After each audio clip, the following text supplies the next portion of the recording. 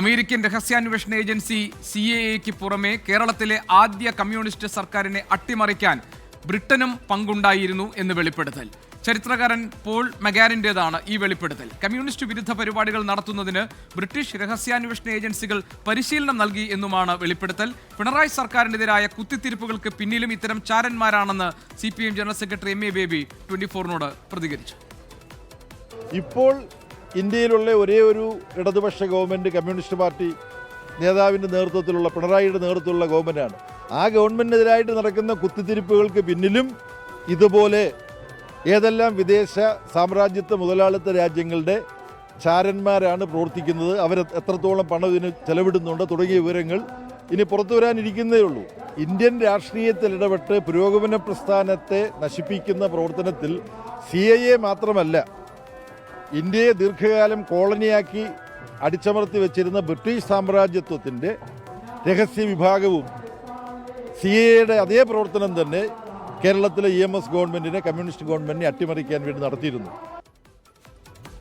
ബൽറാം നെടുങ്ങാടി വിവരങ്ങളുമായുണ്ട്. ബൽറാം, ഈ ചരിത്രത്തിലെ ഒരു പുതിയ വെളിപ്പെടുത്തൽ എന്ന നിലയിലാണല്ലോ ഈ CIA അമേരിക്കയുടെ ഇടപെടൽ മാത്രമല്ല ബ്രിട്ടന്റെ പങ്കുകൂടി ഉണ്ടായിരുന്നു EMS സർക്കാരിനെ അട്ടിമറിക്കാൻ എന്ന വിവരങ്ങളായി പുറത്തു വരുന്നത്.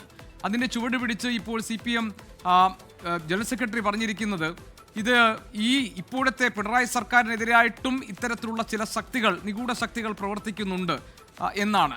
എങ്ങനെയാണ് ഈ പുതിയ വെളിപ്പെടുത്തലിനെ CPM കേന്ദ്ര നേതൃത്വം കാണുന്നത്?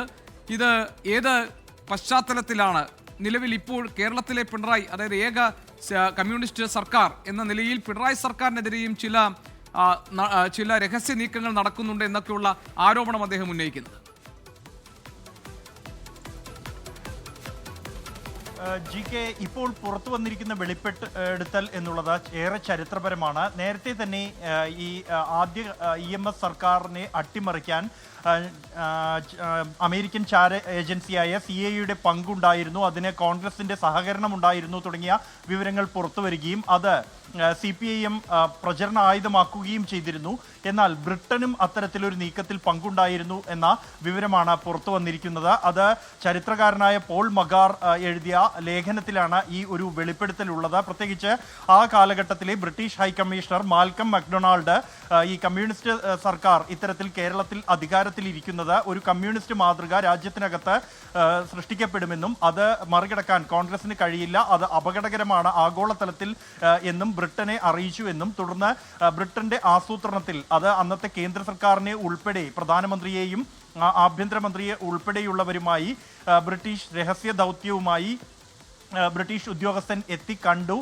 തുടർന്ന് ഈ അട്ടിമറിക്കാനുള്ള പദ്ധതി തയ്യാറാക്കി എന്നും കോൺഗ്രസിന്റെ ഉന്നത നേതാക്കൾക്ക് ഉൾപ്പെടെ ബ്രിട്ടനിലെത്തിച്ച് പരിശീലനം നൽകി തുടങ്ങിയ വിവരങ്ങളാണ് പുറത്തു വന്നിരിക്കുന്നത്. കൂടാതെ അന്നത്തെ ആഭ്യന്തരമന്ത്രി GB പന്ത് രഹസ്യാന്വേഷണ ഉദ്യോഗസ്ഥർക്ക് ഈ AETUC-യിൽ നുഴഞ്ഞു കയറാൻ അനുമതി നൽകി എന്നും ഈ വെളിപ്പെടുത്തലുണ്ട്. അതേസമയം ഈ വിഷയത്തിൽ CPM-നെ സംബന്ധിച്ചിടത്തോളം പുറത്തു വന്നിരിക്കുന്ന ഈ വിവരം, ബ്രിട്ടന്റെ പങ്ക് സംബന്ധിച്ചുള്ള വെളിപ്പെടുത്തൽ, അത് ആദ്യമായാണ് അത് പുറത്തു വരുന്നത് എന്നും നേരത്തെ തന്നെ CIA പങ്ക് സംബന്ധിച്ച വിവരമുണ്ടായിരുന്നു എന്നുമാണ് CPM general secretary MA baby വ്യക്തമാക്കുന്നത്. നിലവിലെ പിണറായി വിജയൻ സർക്കാരിനെ അട്ടിമറിക്കാനും അത്തരത്തിലുള്ള ശ്രമങ്ങൾ നടക്കുന്നുണ്ട് എന്നും അതിന് വിദേശ ശക്തികളുടെ പങ്കുണ്ട്, അതിന് എത്ര പണം ചിലവാക്കി തുടങ്ങിയ വിവരങ്ങൾ പുറത്തു വരാനുണ്ട് എന്നുമാണ് MA ബേബി പ്രതികരിച്ചിരിക്കുന്നത്. GK.